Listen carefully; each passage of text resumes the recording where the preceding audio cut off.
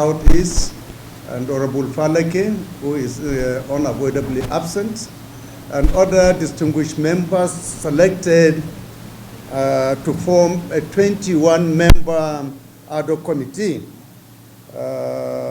Distinguished members of the press, ladies and gentlemen, very good afternoon to all of you. It is my privilege to address you on this solemn occasion. Today, the 10th House of Representatives inaugurates an ad hoc committee tasked with overseeing the administration of Rivers State during the present emergency period. This moment marks not only a critical milestone in our constitutional mandate, but also a display of our dedication to transparent governance and the rule of law in our country. On 18th March 2025, the President and Commander-in-Chief, President Bola Ahmed Tinubu GCFR, declared a 6-month state of emergency in Rivers State. This decisive action was taken out of genuine patriotism and a deep concern for the security and welfare of both the people of Rivers State and our country as a whole. In his address, the President emphasized that his intervention was driven by the imperative to restore peace and to ensure that governance continues unhindered. His declaration was based on the provisions of Section 305 of the Constitution of the Federal Republic of Nigeria, 1999, as amended, and followed careful deliberation in the face of grave crises threatening public order. The President's extraordinary actions were not taken lightly. They reflect a profound sense of duty, a responsibility, and a recognition that when democratic institutions falter, decisive action is necessary to protect the interests of the nation. This same sense of duty underpins our proceedings today. Colleagues, it is instructive to recall past instances where our nation has faced similar challenges. We witnessed state emergencies in Plateau State in 2004 and in Ekiti State in 2006. Similarly, in 2013, President Goodluck Jonathan declared a state of emergency in Borno, Adamawa, and Yobe states after a series of deadly attacks by terrorists and militant groups. In those periods of their security and governance challenges, the National Assembly assumed a vital role in upholding constitutional order.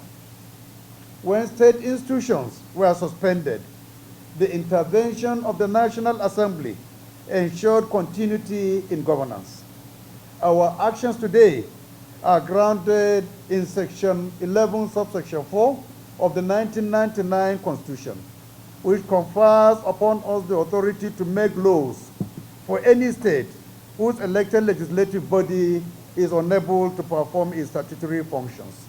It states that at any time when any House of Assembly of a state is unable to perform its functions by reason of the situation prevailing in that state, the National Assembly may take such laws for the peace, order, and good governance of that state, with respect to matters on which a House of Assembly may make laws as may appear to the National Assembly to be necessary or expedient until such a time as the House of Assembly is able to resume its functions. And as such, any laws enacted by the National Assembly pursuant to this section shall have effect as if they were laws enacted by the House of Assembly of that state. Accordingly, in response to Mr. President's declaration, and in accordance with our constitutional duty, the official gazette of the state of emergency was duly transmitted to both the House and the Senate on the 28th March 2025. The chambers deliberated extensively and approved the President's request with significant amendments designed to reinforce democratic safeguards and ensure robust oversight. These resolutions were duly forwarded to the Office of the Secretary to the Government of the Federation for implementation. The certified true copies of these will be made available to the committee after this inauguration. It is paramount to note that the current administration in Rivers State is inherently temporary. With the suspension of the state governor, Mr. Siminalayi Fubara, and the entire House of Assembly, a caretaker administration has been installed under the stewardship of Rear Admiral Ibok Ite Ikwe Ibas, retired. His role is strictly circumscribed as he is charged with maintaining law and order and ensuring that the basic functions of governance are met only until full democratic governance is restored. The administrator is required to operate with the highest levels of transparency and accountability, reporting directly to the National Assembly on all matters that pertain to the peace, order, and good governance of the state as prescribed by the Constitution. Today's inauguration of the 21-member ad hoc committee on Rivers State reaffirms our constitutional commitment to transparent governance.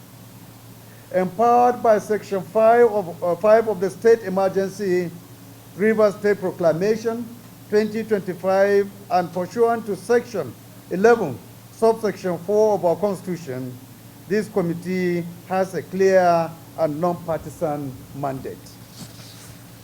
Its purpose is to monitor the implementation of the federal directives and policies in Rivers State, ensure that the caretaker administration adheres to the laws and protect the public interest while facilitating the re-establishment of full democratic governance in the state.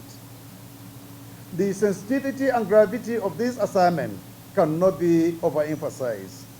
The state of emergency in Rivers State has generated widespread interest across the nation, and the eyes of all Nigerians are upon us as they await to see if the National Assembly can live up to the high expectation placed upon it. Therefore, the task before this committee is not routine. It is a mission of national significance that will serve as a litmus test for our commitment to democratic principles and constitutional governance. The importance of the assignment places a considerable burden on the chairman and all members, as every action taken will be subject to national scrutiny. The members of this committee have been selected with meticulous care by the House leadership based on their integrity, experience, and steadfast dedication to the national interest. You have been entrusted with the heavy responsibility of justifying the confidence reposed in you by the entire nation. I charge you, therefore, to approach this assignment with the highest standard of professionalism, impartiality, and diligence.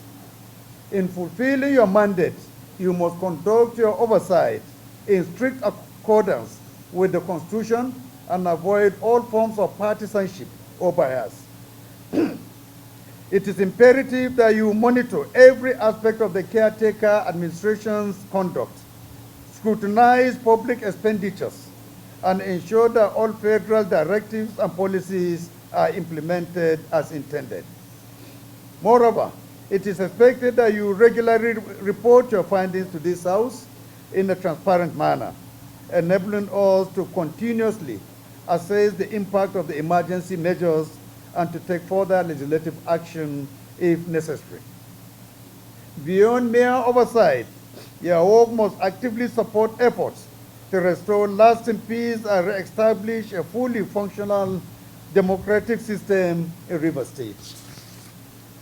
You are called upon to interface with federal agencies, security institutions, and any reconciliation initiatives that may establish fostering trust among all stakeholders in the process.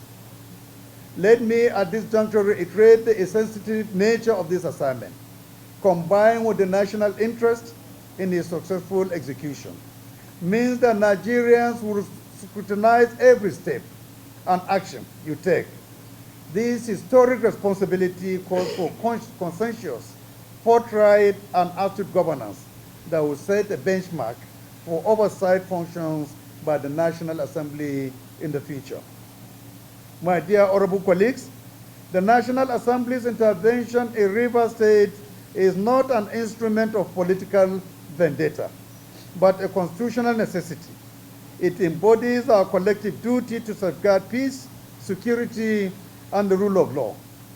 We act not out of partisan interest, but in the earnest service of a united and prosperous Nigeria.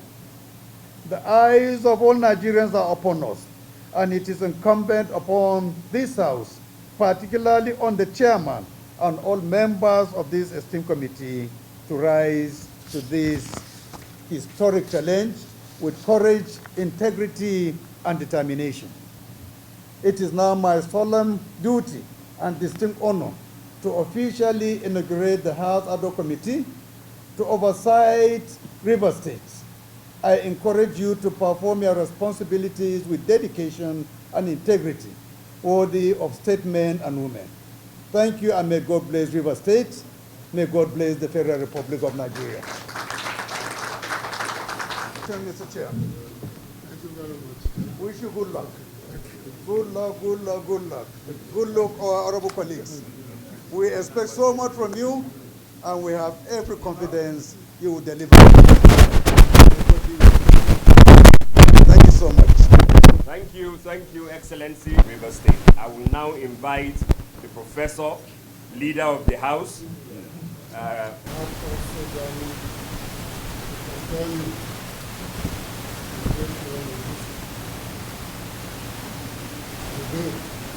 beyond our country.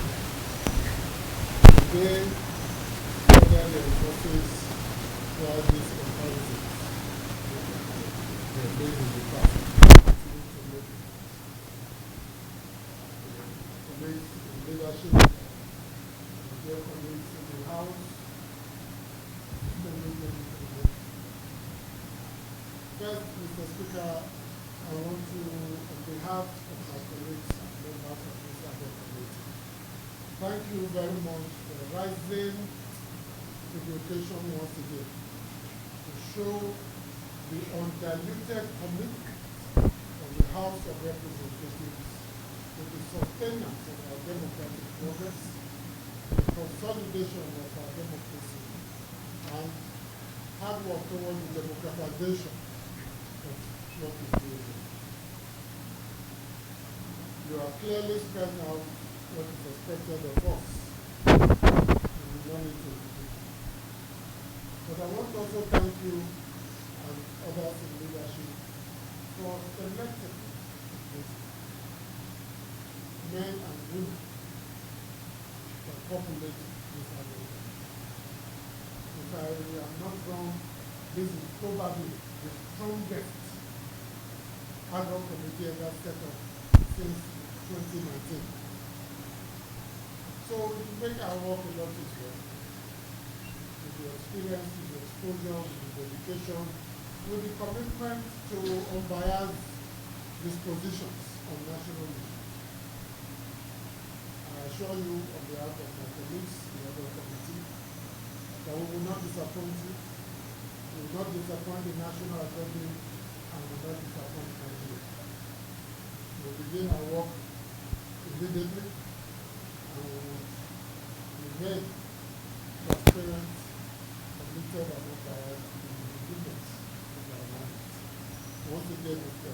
Speaker, we thank you for being a true Nigerian, a true patriot that you are. And I'm sure that when the history of Nigeria is written, there will be several extra pages added to your chapter. Thank you very much, and God bless you. Thank you. Thank you very much.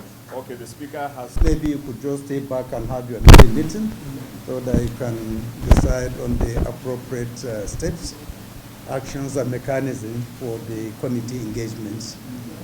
So thank you, honorable colleagues. As I've said before, I wish you all the best. Please try to make us proud, make Nigeria proud. May God continue to be with you. God bless you all. Thank you. Thank you, Mr.